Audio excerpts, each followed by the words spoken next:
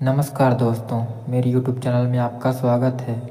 दोस्तों, आज की इस वीडियो के जरिए आपके साथ मैं भगवान श्री कृष्ण की एक कहानी साझा करने वाला हूँ, जो आपकी सारी चिंताएं दूर कर देंगी। दोस्तों, आपको इस कहानी से बहुत कुछ सीखने को मिलने वाला है, इसलिए इस कहानी को अंत तक ध्यान से देखिए।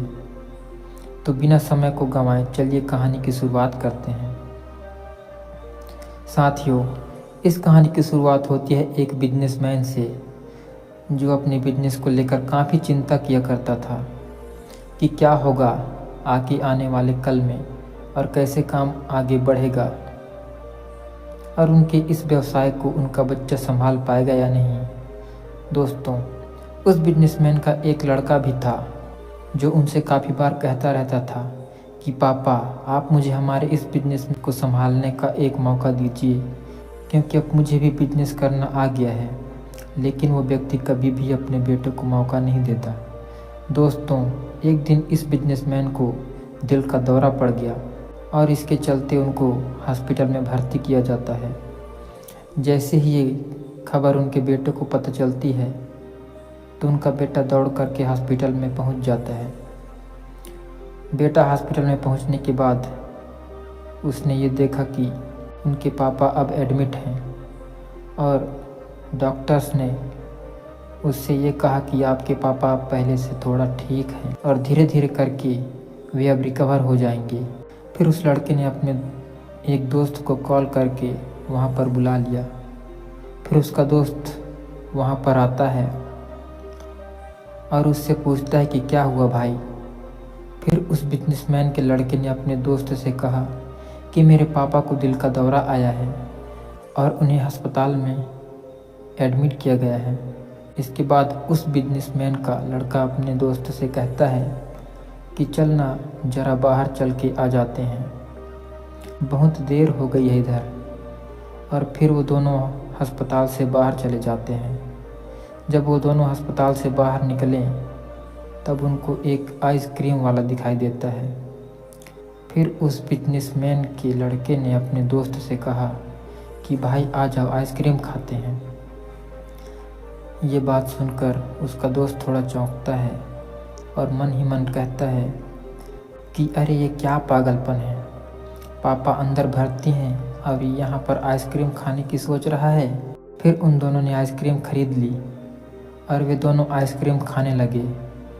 लेकिन उसका जो दोस्त था उससे ये रहा नहीं गया और उसने अपने दोस्त से पूछ लिया कि भाई, तुझे समझ नहीं आ रहा है कि तुम्हारे बिजनेस का आगे क्या होगा, और तुम्हारे पापा की तबीयत भी ठीक नहीं है और तू यहाँ आइसक्रीम खा रहा है, मुझे कुछ समझ में नहीं आ रहा। फिर ये जो बिजनेसमैन का लड़का था उसने जो बात कही उसे आप ध्यान से सुनिएगा। उसने अपने मित्र से कहा कि मुझे ये मालूम है कि तू ये सोच रहा होगा कि मेरे पापा एडमिट हैं और मैं आइसक्रीम खा रहा हूँ, पर ऐसा कुछ नहीं है। मैं भगवान श्री कृष्ण का बहुत बड़ा भक्त हूँ और उनकी दो बातें हमेशा अपनी ज़िंदगी में याद रखता हूँ। पहली बात जो हम सबको पता है कि काम करना है और फल की चिंता नहीं करनी है, इसलिए जो होगा देखा जाएगा। मैं सिर्फ अपने काम पर ही फोकस करूँगा और फिर बिजनेस भी अच्छा चलेगा। दूसरी बात, वो लड़का अपने दोस्त से कहता है कि मैं तुम्हें भगवान श्री कृष्ण की कहानी सुनाता हूँ, जो तुम्हें दूसरी बात क्या है वो अच्छी तरह से समझ में आएगी। भगवान श्री कृष्ण की जो पत्नी थी जिनका नाम रुक्मणी था, उनको जब पहला बेटा हुआ था तो उसका नाम प्रद्युम्न रखा गया था और प्रद्युम्न के जन्म के 10 दिन पश्चात ही प्रद्युम्न का अपहरण हो गया। प्रद्युम्न के अपहरण होने के कारण रुक्मणी नाराज और उदास रहने लगी कि क्या हो गया। भगवान श्री कृष्ण रुक्मणी जी से कहते थे कि चिंता मत करो, क्योंकि प्रद्युम्न जहाँ पर भी होगा वहीं पर ठीक होगा। लेकिन इतना समझने के बावजूद भी रुक्मणी अपने बच्चे की चिंता में उदास और निराश रहती थी और इस तरह चिंता करते करते रुक्मणी के 18 साल बीत गए। 18 साल के बाद द्वारका में जब प्रद्युम्न की वापसी हुई और जब प्रद्युम्न द्वारका में वापस आए तो उनके साथ में उनकी पत्नी मायावती भी थी। अब समस्या ये थी कि मायावती की उम्र प्रद्युम्न से 20 साल ज़्यादा थी। वह रुक्मणी पहले तो खुश हुई कि बच्चा वापस आ गया और फिर से दुखी हो गई क्योंकि इतनी बड़ी लड़की से शादी की। इसलिए रुक्मणी फिर से भगवान श्री कृष्ण से जाकर कहने लगी कि ये क्या हो गया। फिर भगवान श्री कृष्ण जी ने माँ रुक्मणी जी से कहा कि जो हो गया है उसको स्वीकार कर लो और आगे बढ़ो और चिंता मत करो। लेकिन माँ रुक्मणी ये कह रही थी कि बड़ी लड़की से शादी क्यों कर ली और यही लड़की मिली थी क्या, और इस बात को स्वीकार नहीं कर पा रही थी। इसके कारण 7 साल तक माँ रुक्मणी जी दुखी और निराश रही और 7 साल के बाद रुक्मणी जी ने ये स्वीकार कर लिया कि प्रद्युम्न ने जो यह शादी करी थी वो ठीक है और इसके लिए ज़्यादा चिंता करने की ज़रूरत नहीं है, और उस शादी को उन्होंने स्वीकार कर लिया। दोस्तों, एक तरीके से माँ रुक्मणी जी ने अपनी ज़िंदगी के 26 साल उदासी में बिता दिए।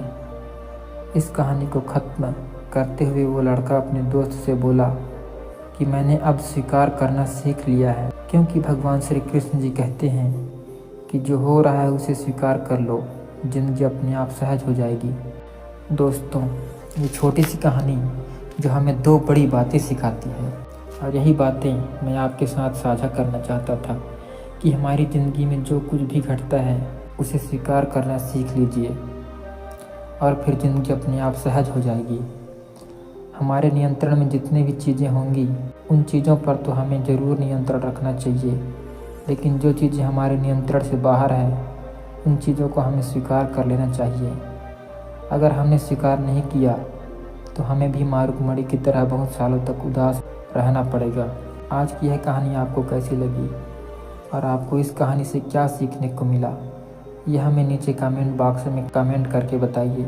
साथ ही अगर आपको श्री कृष्ण की ये कहानी पसंद आई होगी तो इस वीडियो को लाइक कर दीजिए और चैनल को सब्सक्राइब कर दीजिए। मिलते हैं अगली वीडियो में, तब तक के लिए अपने ख्याल रखिए। धन्यवाद।